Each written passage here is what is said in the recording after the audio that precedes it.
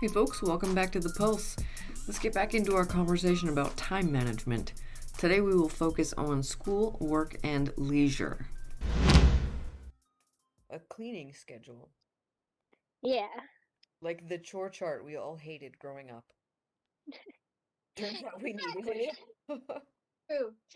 Um, I find using the calendar app on my phone helps in terms of keeping track of some events and such. Mostly I use it for my work schedule, but if you want to start with something simple, start with that. Like I get from the dollar store, I found some really good day planners, and there's a weekly planner that I use that's a magnetic one that I put on my fridge. I also found that at the dollar store. I was like, oh, that's awesome. So now I can just come out in the morning and look at my fridge and go, okay, this is what I need to do today. This is the plan. And yeah, and it's even got like a little grocery list thing on the side so I can write down when I run out of something. See, I don't feel like I'm that organized or that I would be able to stick to a self-imposed schedule. Like, I just have that much trouble focusing. So, what do you think would be a good step for someone like me that just, tries and tries and tries and starts and then just can't? I just can't wrap my head around, keeping track of things. There's a lot of times where I'm like, what have I been doing for the last 3 hours? Not what I should be. Well, I know I definitely hyper focus on things and forget to do things sometimes, but just if you do have a schedule for yourself, don't be hard on yourself when you don't follow it. And if you're like, okay, I feel like I can do this thing that I missed on a different day, then do it on that day that you feel up to it. And yeah, just don't be hard on yourself about it. Uh, yeah. I will Uh, say one thing about time management that has actually helped me was learning how to cook. Um, because you can't let things burn, you don't want your chicken raw. There's certain things that you have to take into consideration in terms of managing your time while, doing multiple tasks at once sometimes. Um, I used to struggle with craft dinner because I would automatically be thinking the next step and not focusing on what I'm doing. I make it sound like I didn't know what I was doing, but when I was 10, I didn't know what I was doing. So as I aged and started to learn how to cook more, I made a Thanksgiving dinner a couple of years ago that was 6 dishes and they were all ready at once with my little four-burner stove, and oven, but it was so successful because that was the way that I was able to train myself to manage my time. that's awesome. Yeah, and I found that I've been able to carry that over into other, just breaking things down, chunking into tasks, right? Like you were saying, have certain activities on certain days and try to stick with it. Yeah, I feel, yeah, when you break it down, it definitely makes it feel a lot more manageable than just looking at it and going, I have to do all of these things. Yeah. I mean, and sometimes, we all fall victim to seeing a huge giant mess and then being like, how am I going to deal with all of this? And it can be really difficult to be like, listen, you're going to set yourself a timer for 20 minutes and you're going to clean what you can in 20 minutes. If you still feel like going, fabulous. If you don't, you've done 20 minutes. You can at least check that off your off your calendar and have done something. It's not a bad idea. I need Right. to remember that one. So, where do you think that could have fit into school lessons? Well, we had Planning 10, and they taught us all sorts of things about what kinds of jobs you might want to look into and what does a house cost and things like that. Yeah. Maybe they could have stuck it in there somewhere, like how do you manage your time when you have multiple projects? Which is like the definition of high school. Yeah. Well, there's a reason why they provide planners to students. You Very use it true. to record your homework and make note of when you need to make sure need to be done, I guess. That's very true. Yeah. They just kind of give it to you and go, here, use it.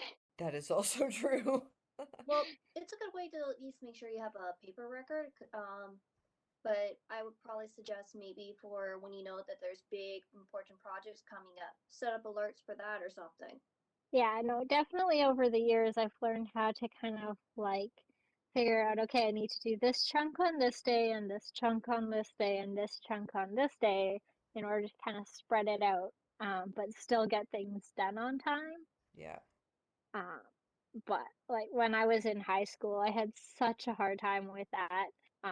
And uh, and yeah, like if I had multiple projects, I would do everything for the one project that was due first at once, and then everything for the one project that was due second, and then like sometimes one project got left until like the night before because I had several projects and I just couldn't figure out at that time how to split them into chunks and get a little bit done for each thing so nothing is left right until last minute. Yeah. Or what was that experience like for you? Like, let's In say terms of with, keeping with my schedule straight for during high well, school. yeah, with like group projects, for example, or having multiple projects across classes. I don't really remember much about doing like group project stuff, but when it came to homework, there was a thing or two where I might left something to relatively the last minute, but most I would try to sort of start on when I could, or I try to tackle a bit of one thing, then a bit of another thing, maybe come back to what I was working on first, because sometimes you just need like a little breather in between. Yeah.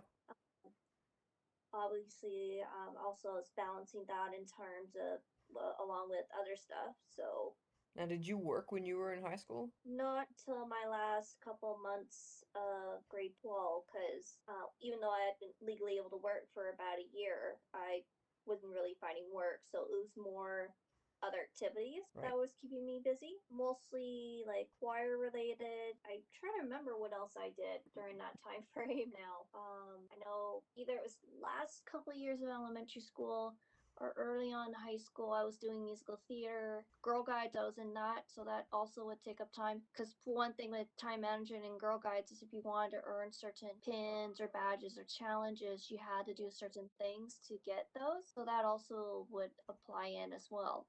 I worked a bit in high school, but I did background work. So when I was working, I was gone for the entire day. And my mom just made a deal with me that I was allowed to work as long as I kept my grades up, which was really good motivation because I preferred to be on film sets rather than in school.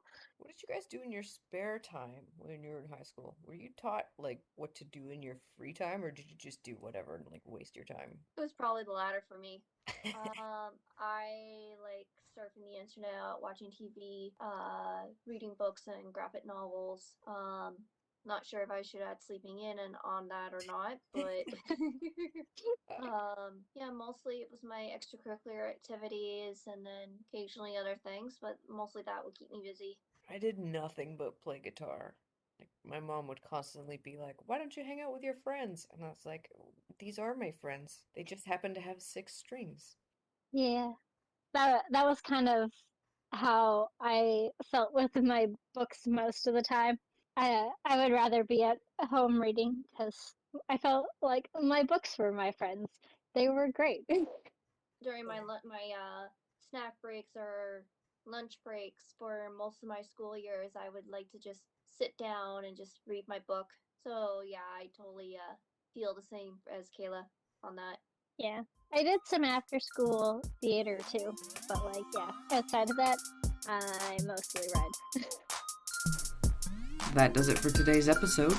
Have you got strategies for managing your time? What are they? And as always, if you have topics or ideas you'd like us to discuss, or if you want to be a guest on the show, send an email to voa@pacificautismfamily.com. We look forward to more of your great questions. Thanks for joining us. Don't forget to like, share, and subscribe. We'll see you soon.